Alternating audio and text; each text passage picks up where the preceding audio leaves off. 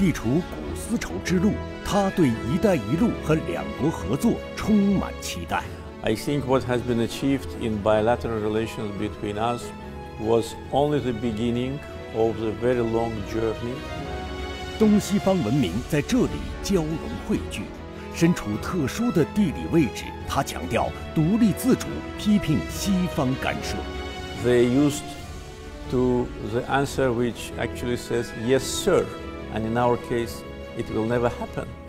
阿塞拜疆总统阿利耶夫接受高端访谈独家专访，敬请收看。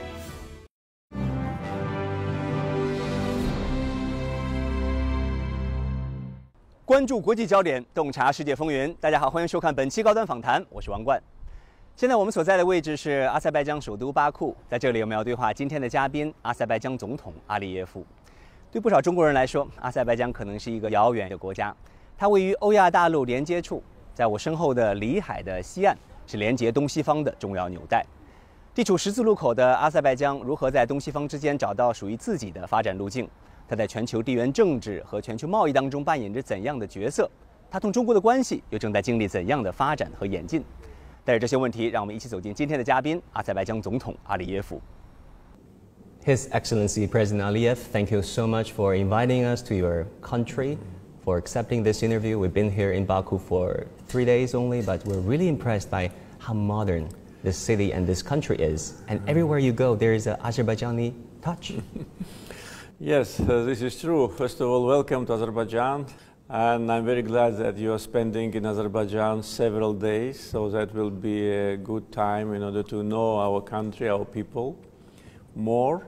And you're absolutely right that we preserve the authentic origin of our cities, of our achievements, and at the same time we are modernizing the country. So what you see in Baku is a combination of modernity and traditionalism, and that was done deliberately, and in Baku you can see both.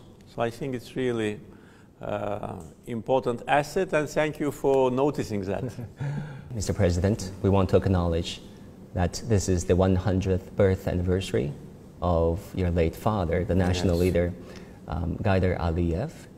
He was not only considered the national leader, the founding father of modern-day Azerbaijan, but really a founder of Chinese-Azerbaijani friendship. Thank you very much. You're absolutely right. Gaidar Aliyev was a man who put Azerbaijan on the track of development, put an end to disorganization of the country, and elaborated the foreign policy and domestic policy priorities which we are following now.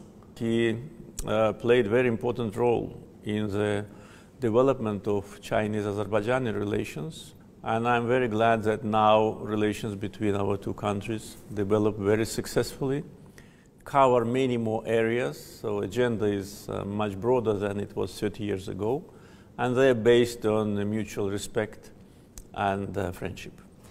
Many Chinese viewers noticed that besides the official agendas of your father, the late president's visit to China, he would visit average Chinese families to check out the lives of everyday Chinese people, sitting with Chinese families, shaking hands with primary school kids, visiting the Chinese countryside.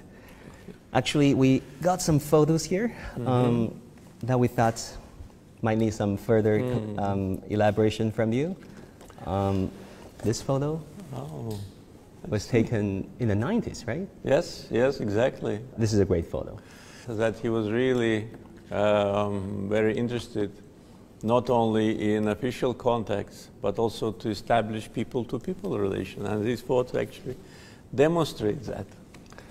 And this one, he was obviously interacting with a primary school student, I guess, yes. Who sent him a birthday present. You like it? Yes. Yeah, really, that's good illustration of what you've mentioned. So, how would your father tell you about China and his China trips? What was China like to him? And then, how do you see the continuity of this friendship from one generation to another? Well, actually, for him, China was not something which he had to discover. He was well aware about the development of China in different times when he was senior deputy prime minister of the Soviet government. And he was well aware about the dynamism, the development of your country. And when he became president of independent Azerbaijan, of course, one of the main foreign policy priorities was to establish bilateral relations. And I remember when he returned from his official visit to China, he was very impressed. He saw the growing power. That was almost 30 years ago.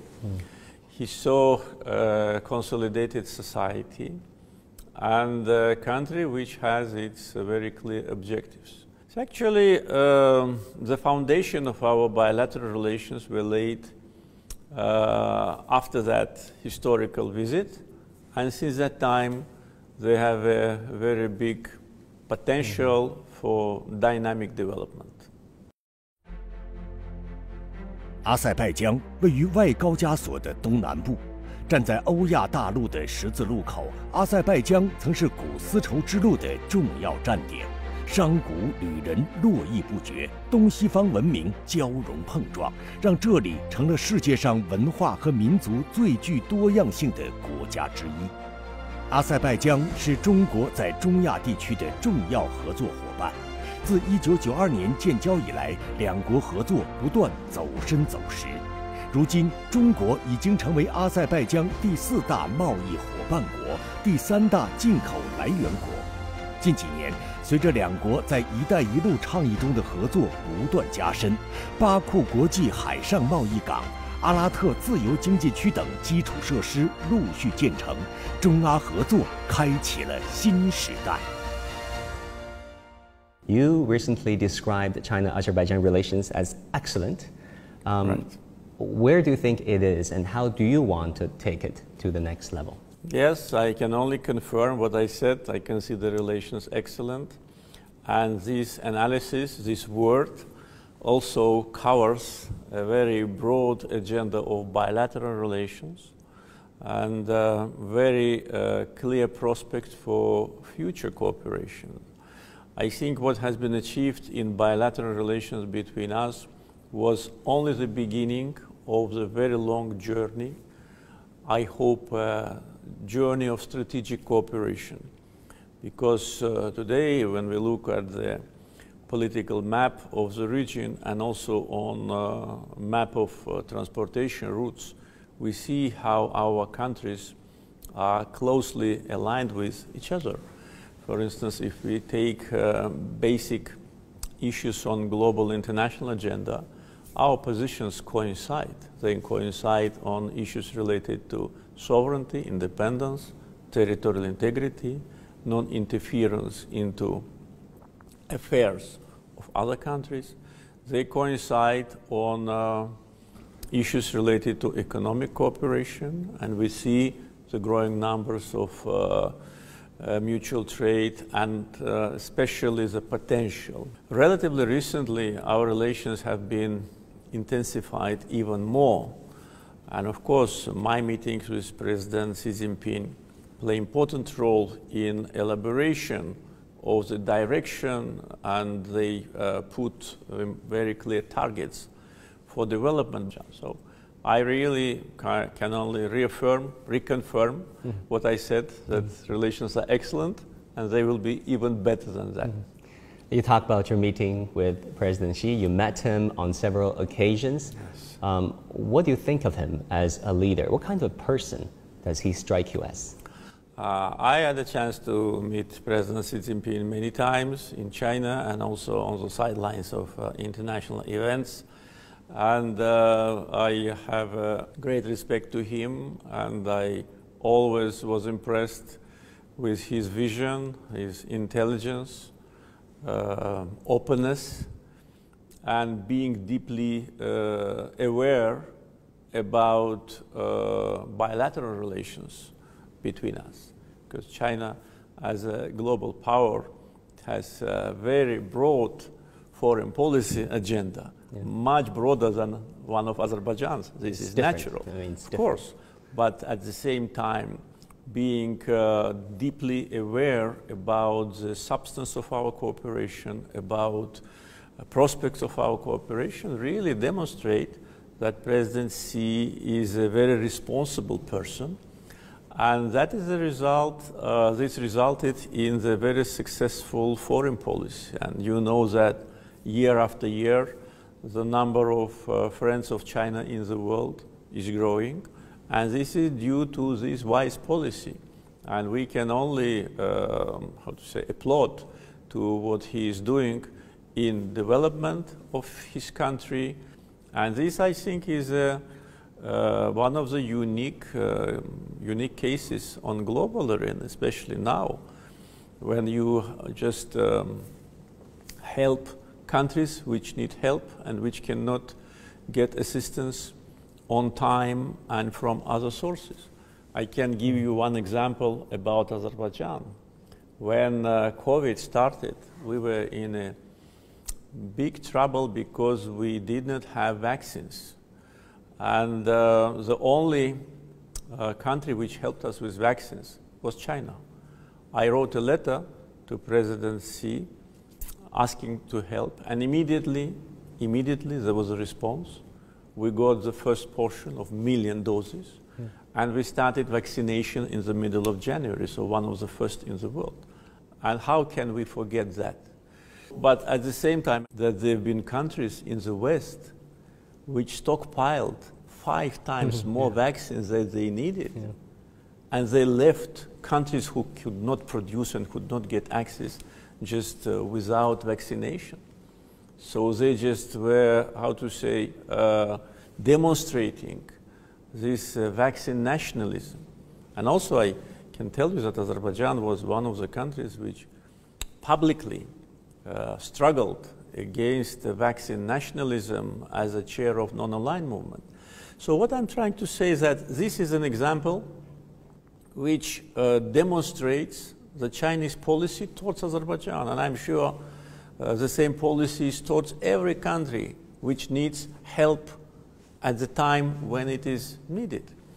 Therefore, and as a person, as I said, I had many meetings with President Xi Jinping, and as a person, he is very friendly, very respectful, very open, and really, I also, as a person, enjoy communicating with him. Talking about connectivity and infrastructure projects, cooperation, how did Azerbaijan do it? How do you look at the merits of the Belt and Road Initiative? You know, one of the targets for our development was to transform Azerbaijan into one of the regional centers for connectivity. Because if you look at the map, you'll see the geographical advantages of Azerbaijani geography, which is situated just on routes from north to south and east to west and backwards. But lack of transportation infrastructure actually created a situation that our geography was not used. And I was absolutely sure that we can improve that.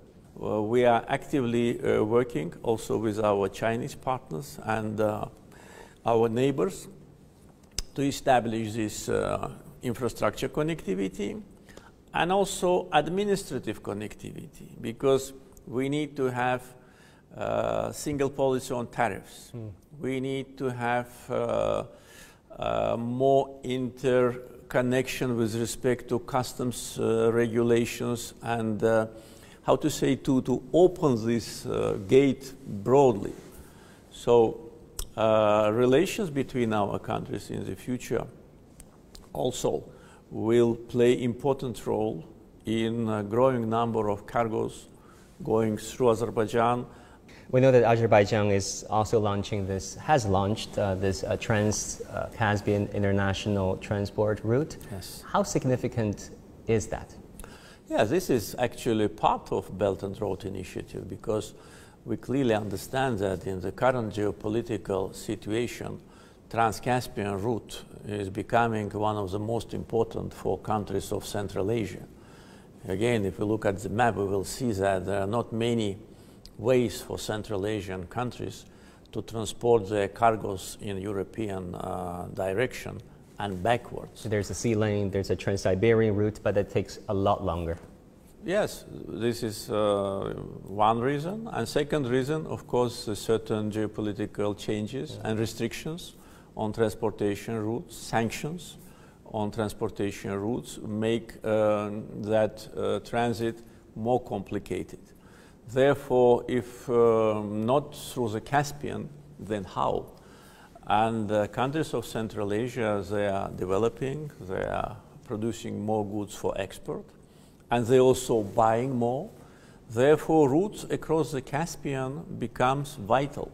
Yeah, you talk about the cultural value of connectivity of the Belt and Road Initiative, Mr. President. Actually, we were in Mugam Club restaurant 2 days ago, and we were thoroughly impressed by what we saw there. That was, of course, the old caravanserai for people to rest and recover from the ancient Silk Road. Being there feels like, you know, time stopped, as if you could see history unfolding, as if you could see people, commerce, cultures mingle and blend.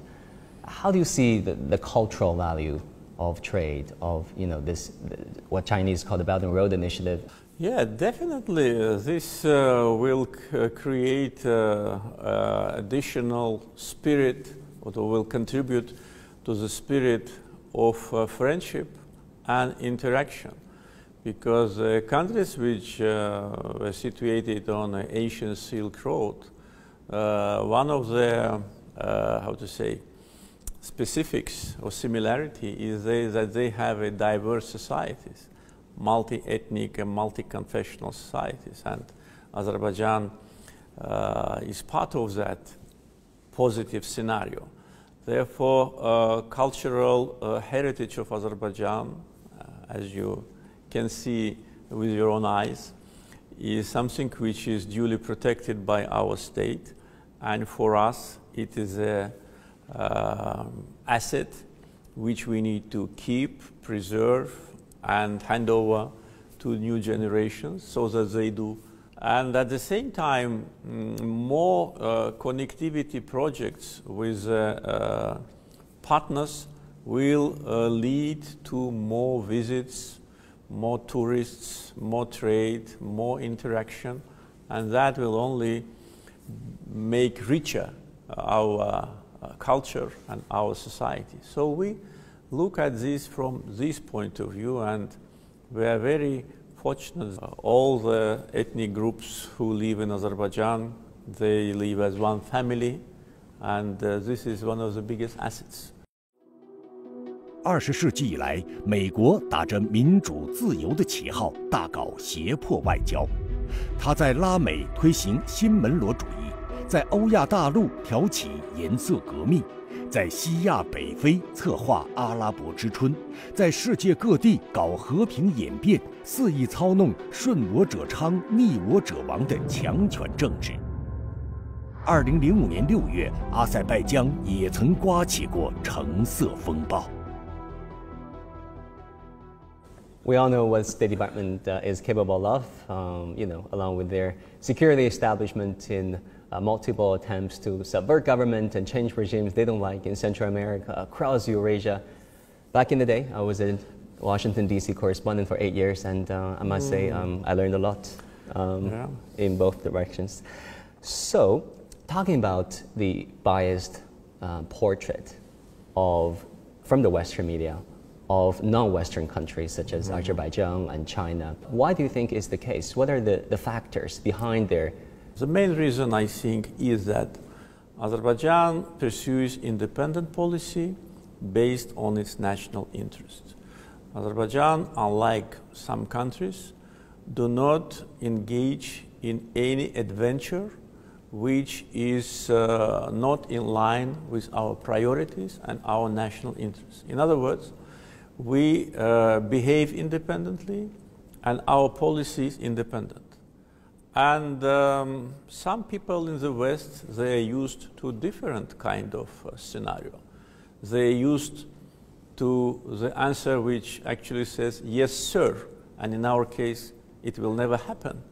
we will defend our identity and our dignity with all the means which we have.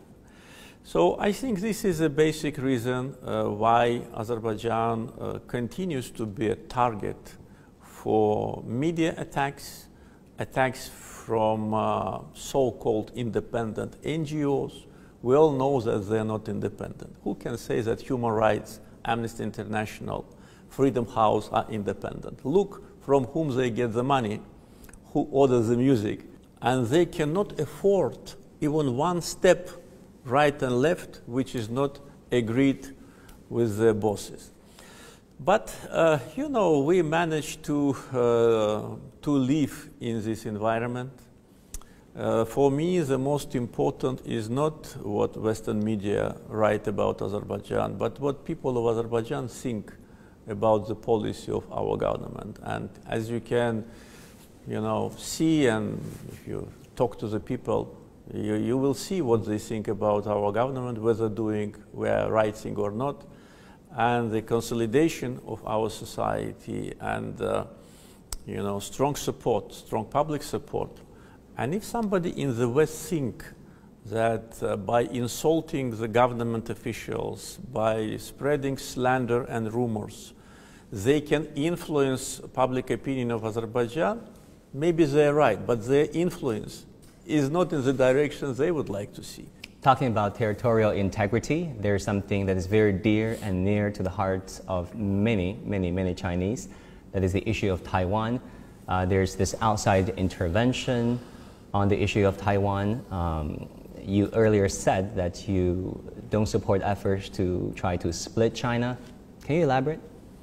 Well, we always supported and continue to support China's territorial integrity and the policy of one China and the policy of reunification of China. This policy has been articulated many years ago and was reconfirmed on many occasions, and it is absolutely unchanged and will never be changed. First, because China for us is a friendly country. Second, because we always support laws and principles of international law. And international law cannot be treated selectively. And those countries who want to treat international law selectively will only lose their reputation, because international law clearly elaborates that territorial integrity principle is a fundamental principle of international law. Therefore, our position on one China policy is absolutely clear. And I hope that some Western governments also follow this position. So you would support an eventual Chinese reunification? Yes. President Aliyev, let's talk about one of your favorite subjects, sports and fitness. Good. You posted a video of you doing pull-ups on your 60th birthday? Yes. 15 of them. I mean, wow. That was impressive. But you could have done more, right? I used to do more. I showed it only for the first time. Why I did it? Because I want our young generation to do the same. And I want to say that when you're 60, if you don't have bad habits, if you have regular sport exercises, you can do it. It was impressive that you are transforming your personal passion for sport into something bigger. I mean, look at Baku. It's a site of F1 in downtown city. And also Baku hosted the Euro 2020, the 2015 European Games, the first of its kind. Really, talk to us about your passion for sport. Why sport? Well, first, because I love sport. Second, because I did sport during my life. Second, because sport is an important factor of life of society. When your athletes win, when they raise a flag, when they national anthem. Yeah, you're full of emotions and you're full of pride. So that was an important factor of young generation to be patriotic. And also for physical health, because we want our society to be healthy. We want our society to be physically fit. And also now we work on a massive sport, mass sport, so that we have sporting infrastructure in every region, and we already done it. At the same time, this is international prestige, because the first inaugural European Games, really, they opened Azerbaijan to Europe. It is a city presentation. For those who have never seen Baku, 500 million audience Formula One has, 500 million audience. After first Formula One, we had growth of tourism 20%.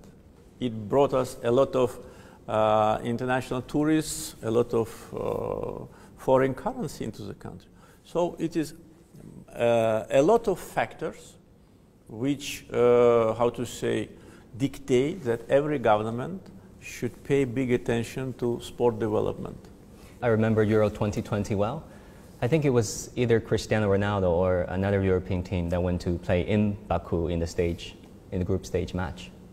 Yes, we had also the final of European League, final match of European League also in Baku in 2019 and Euro 2020. Yeah, so Baku became already the international destination for big sporting events. Finally, Azerbaijan is still a mysterious and remote country in the opinions of many everyday Chinese. I'm sitting with the president of the country, so I'm tempted to ask you, can you maybe tell the Chinese viewers of our program why Azerbaijan, why they should consider Azerbaijan as their next tourist destination? Well, first of all, people of Azerbaijan are very friendly and hospitable. Second, we have very modern hotel infrastructure.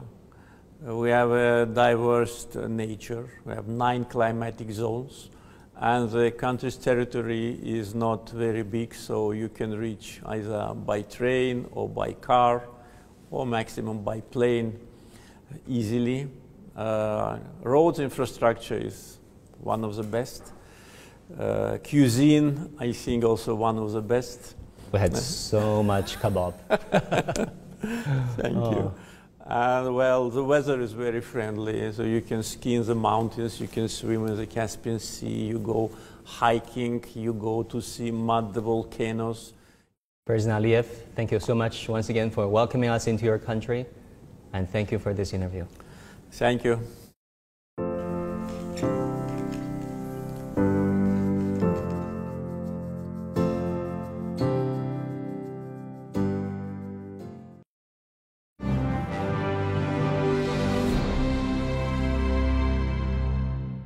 阿利耶夫总统表示，中方的共建“一带一路”倡议和阿方的复兴丝绸之路计划相得益彰。在采访结束之后，阿利耶夫总统还用“希望每天变得更好一些”来表达对双边关系的期待。好，感谢您收看本期高端访谈，我是王冠，我们下期再会。